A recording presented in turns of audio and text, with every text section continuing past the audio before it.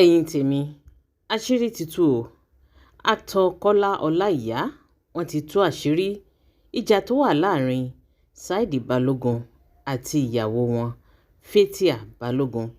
ẹ rí wípé láti bí ọdún bíi mélòó kan báyìí ó ní oníkálukú tí wọ́n ti pínyà tí wọ́n sì ti wà ní ààyè ara wọn. bó tilẹ̀ jẹ́ wípé ṣe la gbọ́ wípé àwọn ẹbí wọ́n gbìyànjú láti bá wọn parí ìjà yìí. àwọn àgbààgbà òṣèré wọ́n gbìyànjú láti bá wọn parí ìjà yìí ṣùgbọ́n gbogbo ìgbìyànjú wọn pàbó ló já sí o.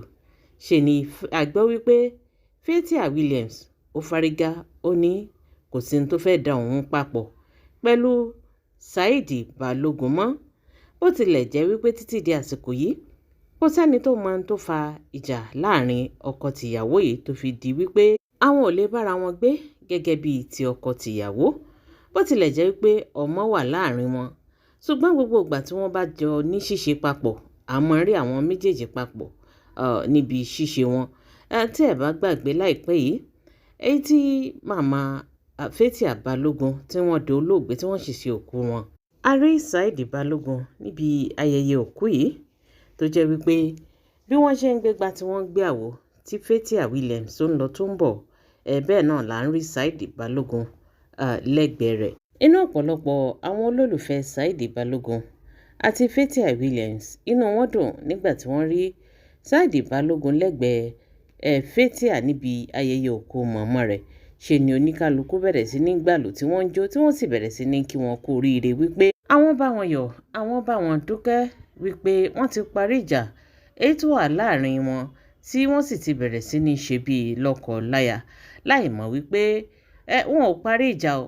bẹ́ẹ̀ ni níbi interview kan àríbi tí Fathia Balogun lẹ́yìn òkú mọ̀mọ́ rẹ̀ èyí tó ti grant interview tó sì jẹ́ kí àwọn èèyàn mọ̀ wípé òun àti Saheed Balogun àwọn ò sí o, bẹ́ẹ̀ sì ni àwọn ò lè ṣe bíi tọkọtaya mọ́.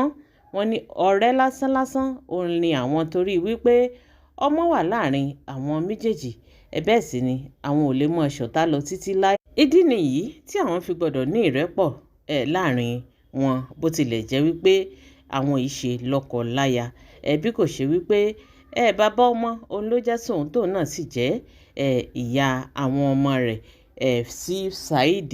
ẹ̀yin tèmi Fathia ó jẹ́ ká mọ̀ wípé òun ti lẹ́ni tí òun fẹ́ o. bẹ́ẹ̀ ni nínú ọ̀rọ̀ tí Fathia Balogun èyí tó sọ nínú interview yìí ó jẹ́ ká mọ̀ wípé òun àti Saheed Balogun àwọn ti divorce o. wọ́n ní àwọn ti já ìwé fún ara wọn. wọ́n ní kò sì sí bí àwọn ṣe fẹ́ ṣe tí àwọn lè fi di lọ́kọláya mọ́.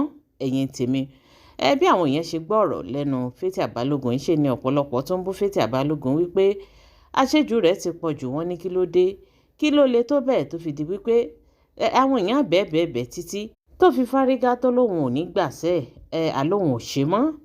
bó tilẹ̀ jẹ́ wípé níbi ayẹyẹ òkú mọ̀mọ́ Fathia Balogun a rí bí Saheed Balogun bó ṣe ń wojú rẹ̀ tí àwọn èèyàn tí inú wọn sì ń dùn wípé ìfẹ́ sì wà láàrin àwọn méjèèjì.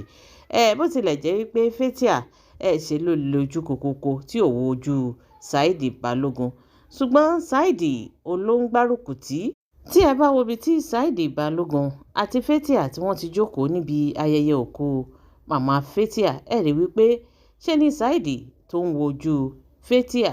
bó tilẹ̀ jẹ́ wípé ṣe ni Fathia lè ju kokoko kódà kó tí ẹ wojú rẹ̀ kankan rí wípé ìfẹ́ Fathia ó sì wà nínú ọkàn Saheed Balogun. ẹ̀yin tèmi ṣùgbọ́n ó wá ya àwọn èèyàn lẹ́nu nígbà tí wọ́n rí actor Kọ́lá Ọláìyá níbi interview èyí tó tú kẹ̀kẹ́ ọ̀rọ̀ kalẹ̀ tí wọ́n jẹ́ ká mọ̀ wípé kódà lórí ọ̀rọ̀ tí àwọn ń sọ yìí wọ́n ní ṣe ni ààrẹ orílẹ̀-èdè Nàìjíríà ìyẹn bàbá wa Bọ́lá Ahmed Tinubu wọ́n ní wọ́n ti bá wọn dá sí ọ̀rọ̀ yìí o.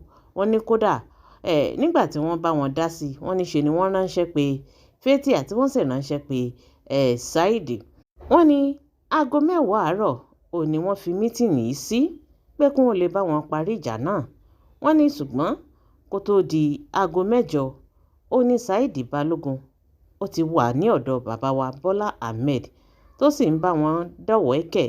ṣe ni wọ́n ń retí kí Fathia dé wọ́n ní aago 10 lù, aago 11, aago 12 ó lù, wọ́n ní wọn ò mọ̀ rí Fathia títí di aago 2 tí oníkálukú tí wọ́n sì túká tí Saheed tó sì padà lọ sí ilé rẹ̀. Wọ́n ní ṣe ni wọ́n lérò wípé bóyá ọwọ́ Fathia Balogun bóyá ọwọ́ kún bóyá òun ni ò ṣe ráyè wá. Wọ́n ní wọ́n fi mítìnì ọ̀hún sí ọjọ́ míì ní aago 4.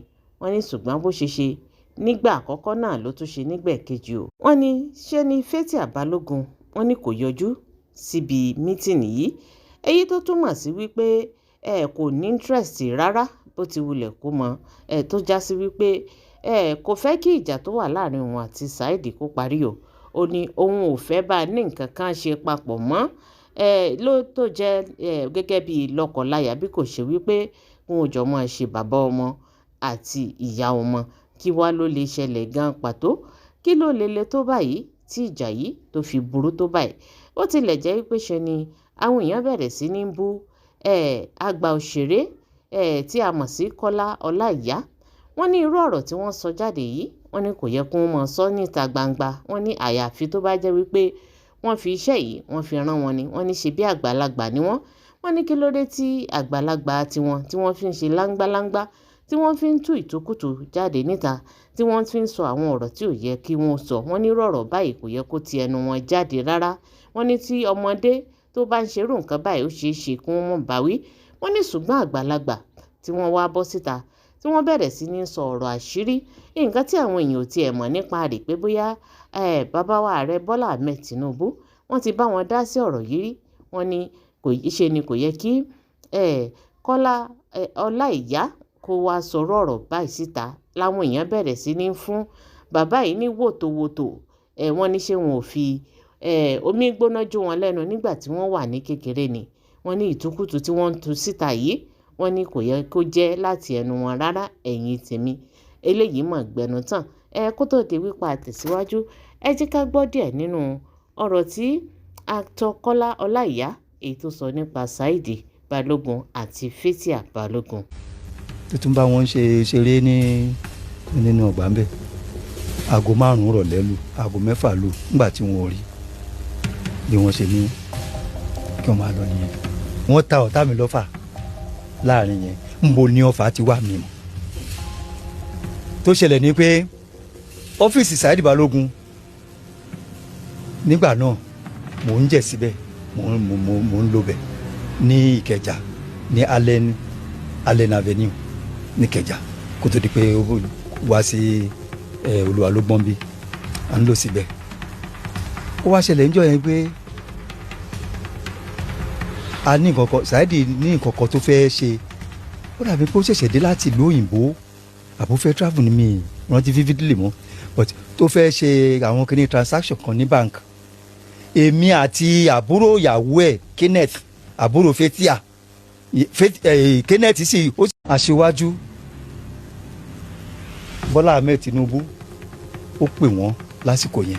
wọ́n pe Saheed Balogun. bẹ́ẹ̀ ni Saheed Balogun àti Fathia tó fẹ́ parí ìjà yẹn fún wọn. first time tí wọ́n pè wọ́n fi sí, ó dàbí pé aago 10 àárọ̀ ni wọ́n fi sí. ìpè ìjọba yìí ó láago 10 àárọ̀. Saheed ti dé Bodilon aago 8 ò tí lù láàárọ̀. Saheed ti débẹ̀ tó ti ń bá wọn ṣeré ìpínlẹ̀. aago 10 lù, 11 lù, 12 lù, aago 1 lù, aago 2 lù, wọn ò rí Fathia. tó fi ní òkè bóyá ọwọ́ ẹ̀ dì ní, kì í ṣe pé wọn ò sọ fún, wọn sọ fún bóyá ọwọ́ ẹ̀ dì ní. wọ́n tún mú déètì míì fún wọn. déètì tí wọ́n tún mú yẹn ó dàbí pé aago 4 nírọ̀lẹ́ náà fi sí. Saheed wà láyé o, wọn máa jẹ́ mi lẹ́rìí o. Saheed ti débẹ̀ lọ́sàn-án, lọ́ọ̀yà sí báyìí Saheed Balogun dé ní eléyìí dọ́là. ìgbàgbé pé ẹ̀gbọ́n ẹ̀ ìbẹ̀rẹ̀ kọ́ ni ibi tá à ń lọ lájọ lọ sínú báǹkì yẹn ọ̀sọ̀ bíi opposite ọ́fíìsì náà ni. a wà nínú báǹkì ní àjókòó tá a kọ́wọ́lé kìíní tá a ṣe kọ gbogbo ohun tá a fẹ́ kọ tán tá a fẹ́ jáde báyìí nínú kìíní tá a máa wọnú ẹ̀ báyìí ká tó jáde síta. mo kàn ní kí n gbọ́n aṣọ mi ni, máa rí pé ẹ̀wù mà ti yà lẹ́yìn.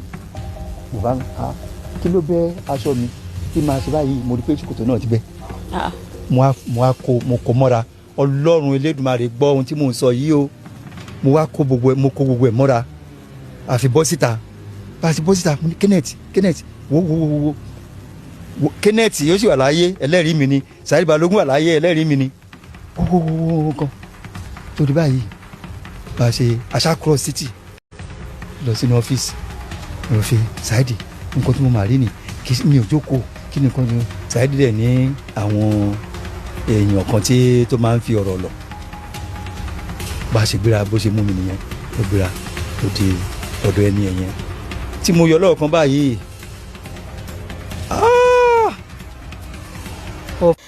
abẹ́ẹ̀rí báyìí ọ̀rọ̀ lẹ́tí gbọ́ yìí ọ̀rọ̀ ló délẹ̀ yìí pẹ̀lú gbogbo nǹkan tí actor Kọ́lá Ọláìyá èyí tó sọ ẹ̀gbọ́n náà ṣó yẹ kí bàbá yìí kó sọ̀rọ̀ ọ̀rọ̀ yìí síta bó tilẹ̀ jẹ́ wípé ṣé ni àwọn èèyàn sọ wípé ó ṣeé ṣe kó já wípé Saheed Balogun olórán bàbá yìí síta láti wá sọ in tó wà nídìí ọ̀rọ̀ yìí wọ́n fẹ́ kí àwọn èèyàn mọ̀ wípé Fathia Balogun òun ló kọ̀ tó lóun ò bá Saheed ṣe mọ́ o ẹ̀yin tèmi eléyìí ó mọ̀ gbẹnu tán bó bá wá rí bẹ́ẹ̀ bí ò bá rí bẹ́ẹ̀ títí di wákàtí yìí kò sẹ́ni tó mọ ohun tó ṣẹlẹ̀ láàrin ọkọ tìyàwó yìí tí àwọn méjèèjì tó fi ń di wípé ìjà yìí kò fẹ́ parí láàrin wọn ọ̀rọ̀ ló délẹ̀ yìí ẹ̀yin tèmi kí ni tẹ̀yin náà rò lórí gbogbo ọ̀rọ̀ tó wà nílẹ̀ yìí ẹ fi dáhùn yín ẹ fi sí orí comment section ẹ jẹ́ ká jọ sọ ẹ jẹ́ ká jọ jọ ire o.